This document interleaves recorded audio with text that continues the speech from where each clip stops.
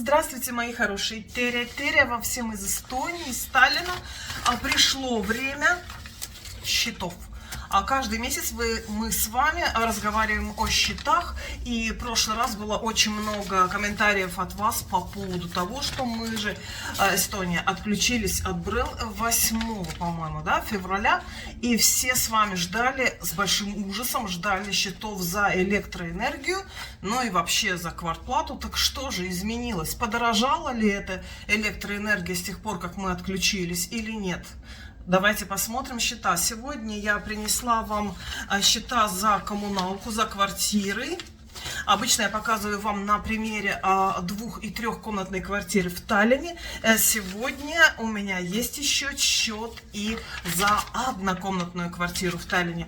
Поговорим с вами, конечно, о коммуналке, поговорим с вами о ценах на электроэнергию. Обязательно будет блог с новостями, как обычно. Ну и, конечно, зарплаты, пенсии, как всегда в ролике есть, потому что всегда спрашивают, даже хотя и говорю из ролика в ролик, какие у нас средние зарплаты, пенсии и так далее, но все равно вопросы есть. Конечно, сколько стоит интернет, сколько стоит телефон, обо всем этом сегодня с вами пробежимся. Итак, коммуналка на примере 3 таллинских квартир. Начнем с однушки.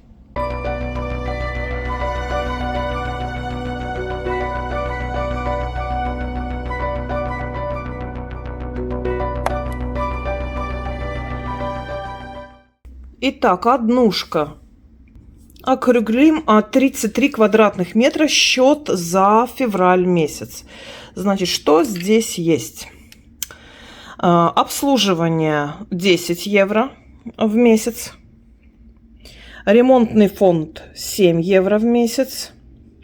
Лифт евро 84. Обогрев воды 3,61. Все цены в евро, мы из Эстонии. Отопление 51 евро 79 центов. Здесь давайте прямо дотошно до центов, потому что это важно, это большая как бы сумма, да, эти. Вода и канализация 4 евро 75 центов. Мусор 2 евро. Общая энергия 2 евро 66 центов. Общая вода 51 цент и регуляция горячей воды 9 евро 63 цента. Итого за 1-комнатную квартиру за февраль заплачено 94 евро и 45 центов. Плюс к этому энергия отдельно, плюс к этому телефоны, интернеты. Все понимаете, это просто за коммунальное, за квартиру. Дальше берем с вами 2-комнатную. 2-комнатная квартира за февраль месяц, 50 квадратных метров. Обслуживание 17 евро 86 центов. Ремонтный фонд 19 евро 84 цента. Лифт 67 центов на человека. Отопление 76 евро 55 центов. 76,55. Общая вода 50 центов. Это погрешность воды. Вода и циркуляция 5 евро 41 цент. Общая энергия 3 евро 17 центов. Мусор евро 73 на человека. Вода и канализация 9 евро 24 цента. И обогрев воды 9 евро 46 центов. За 2-комнатную квартиру за февраль месяц 144 евро 43 цента. Плюс энергия отдельно. Интернет, телефоны, все, понимаете. 3-комнатная квартира. 3-комнатная квартира за февраль. 70 квадратных метров. В услугах обслуживание 25 евро, ремонтный фонд 25 евро, аренда 80 центов, страховка евро 60. Коммунальные. Вывоз мусора 3 евро 96 центов на квадратные метры. Я не зря вам акцентировала в тех счетах на человека. Здесь на квадратные метры. Вода и канализация 29 евро 30 центов. Обогрев воды 33 евро 126 центов. Отопление состоит из 2 показателей. Из общего и датчики. Каждый раз датчики показываю, каждый раз вопросы, поэтому покажу снова. У нас была реновация дома, и поэтому полностью заменена система батарей, стояков и повешены на радиаторы датчики, которые автоматически посылают свои показания на общий щит. И вот вторая часть отопления, значит, по вот этим датчикам. Вот здесь стоят вентили, можно крутить тише, больше, жарче, холоднее. Вот заменены батареи, стояки, и вот такие датчики висят везде. В каждой комнате, на каждой батарее. Так, и поэтому первый показатель отопления 43 евро 46 центов. И по датчикам 53 евро 332 цента. То есть 43 плюс 53. И вместе это будет 96 евро 79 центов. При всем том, что зимы практически не было. Была все время плюсовая температура, и холода не было вообще никакого. Вот такая сумма. И общая энергия 4 евро. И за трехкомнатную квартиру за февраль месяц 219 евро 86 центов счет. Только за квартиру. Что скажете? Какие цены и расценки у вас? Как всегда, я прошу в своих видео, и вы очень откликаетесь. Спасибо вам большое за это. Какие суммы, какие цифры получили вы в этом месяце за февраль? Напишите мне, пожалуйста. Цены за квартиру обязательно, пожалуйста, пишите страну. И не только страну, но даже город. Потому что даже в Эстонии, когда вы пишете, очень сильно разнятся эти счета. Говорят, что в Нарве, и это действительно мне пишут зрители каждый месяц, что в Нарве очень высокие счета за отопление. Я читала о том, что должны повысить еще больше. Куда больше неизвестно. Но, в общем, напишите, пожалуйста, как у вас со счетами. И Нарва, и не Нарва, и другие страны. Обязательно пишите, какая страна и какой город. И вы очень интересно пишете, прямо так подробно, кто, сколько, где, какое отопление, сколько воды. И все еще частый вопрос по воде вот в трешке здесь, что кубов там 13 или 15 и 6 горячий. Куда вам столько воды? 15 плюс 6, 21 куб. Кто там у вас живет, толпа, диаспора и так далее? Нет. Из этих 13 кубов в данном счете 6 горячий. Не 13 плюс 6, а 6 горячий из 13. И те счета, которые вы возмутительно писали, как так можно много мыться и что мы здесь делаем, это 15 кубов на тех счетах было, минус там 6-7 горячий. Это не плюс. Смотрите внимательно и не пишите глупостей. А теперь поговорим про энергию. Самый злободневный вопрос, что же изменилось с тех пор, как мы отключились от БРЭЛ? Выросли ли цены на электричество в Эстонии?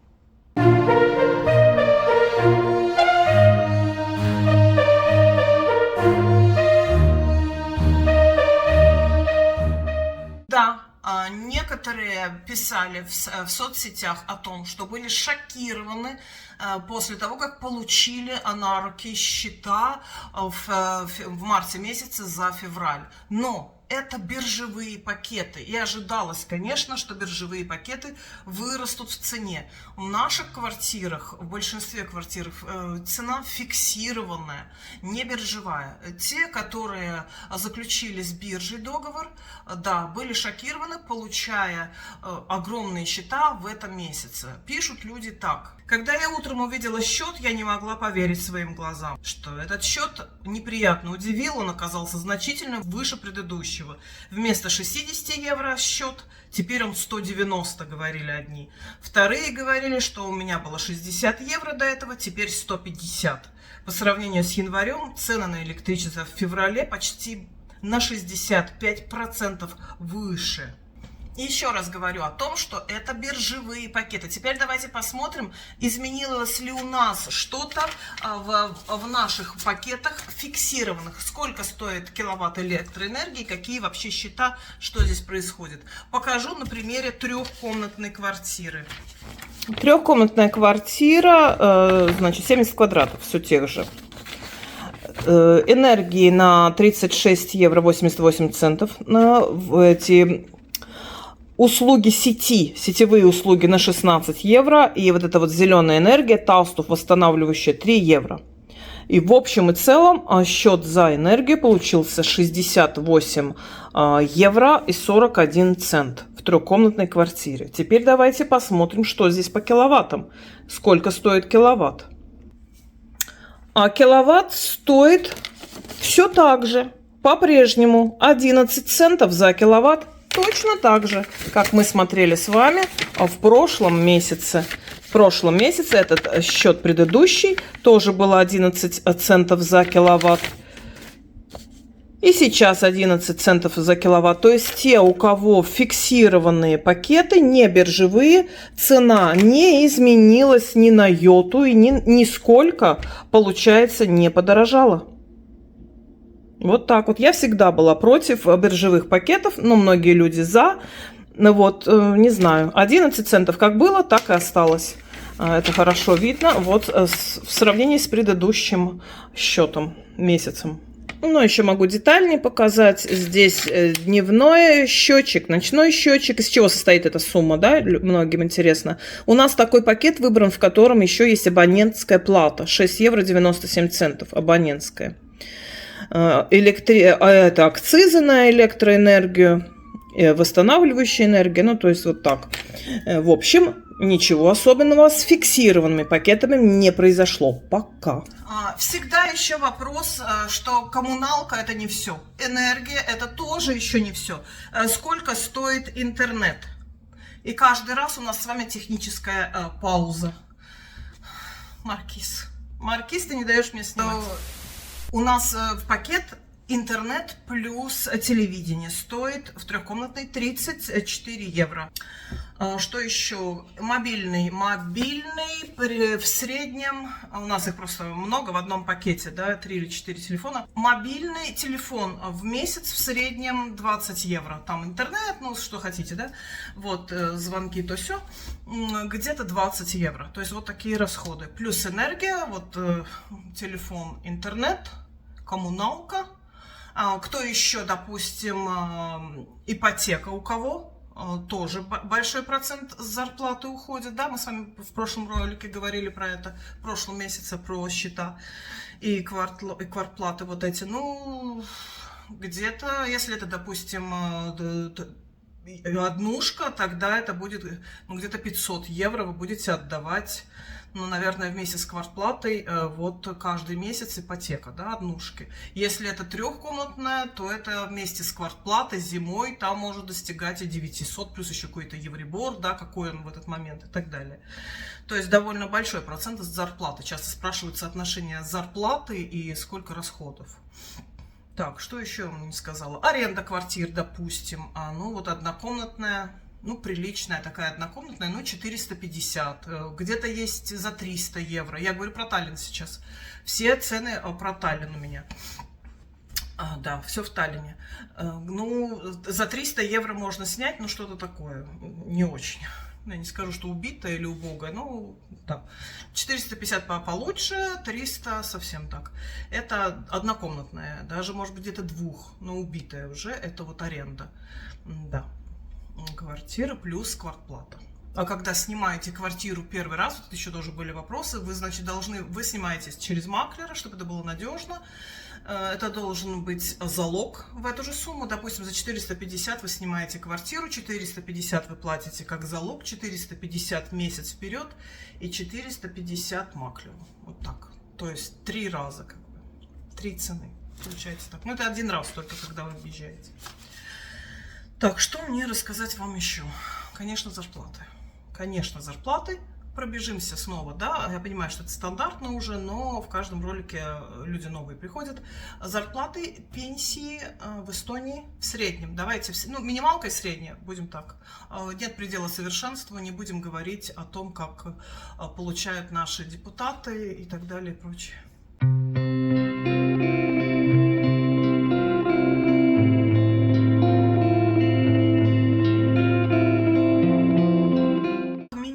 Минимальная зарплата в Эстонии в 2025 году 886 евро. Средняя зарплата в Эстонии 1920 евро. Медианная зарплата 1620.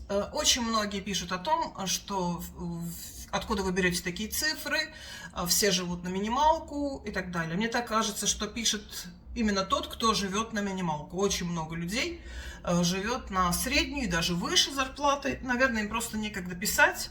Они стоят в очередь на посадку на самолет и так далее. Я это заметила так. Да. Когда сидишь в аэропорту и ловишь эти комментарии, то, видимо, комментируют те, у которых действительно не очень хорошо все с зарплатами. Да, вопрос о том, что можно ли найти работу в Эстонии, или как вот это самый распространенный, наверное, да, если вы знаете язык. Эстонский сейчас очень везде требуются категории, да. Или если вы не знаете эстонский, тогда уж английский, тогда, наверное, можно найти. Ну, если у вас, конечно, хорошая профессия, хорошее образование, хотела сказать. Так, что еще? По пенсиям. Средняя пенсия в Эстонии примерно 600 евро. Тоже есть и меньше, есть больше. Больше зависит от стажа и так далее. Тоже часто пишут, где вы такое берете. У нас никого в окружении нет с такими пенсиями. Не могу сказать, я беру это из открытых источников, эту информацию. И в моем окружении получают именно так, и даже больше. Поэтому ничего не могу прокомментировать, сказать, что там, когда начинаешь в этом разбираться, в этих комментариях оказывается, что человек вообще там не работал, или работал очень мало, или часть своей жизни прожил в другой стране, и в Эстонии проработал мало, и почему у меня такая маленькая пенсия, ну и так далее, понимаете, да?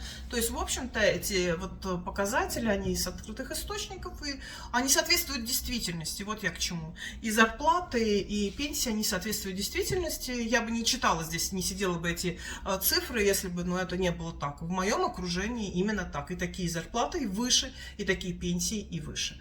Вот все, что могу сказать, я как вот просто отдельно взятый, да, человек обычный. Так, о чем поговорим еще? Конечно, поговорим о новостях Эстонии. Так сказать, в каждом таком выпуске я стараюсь сделать вам блок новостей. Что хорошего, что плохого, интересного в нашей стране.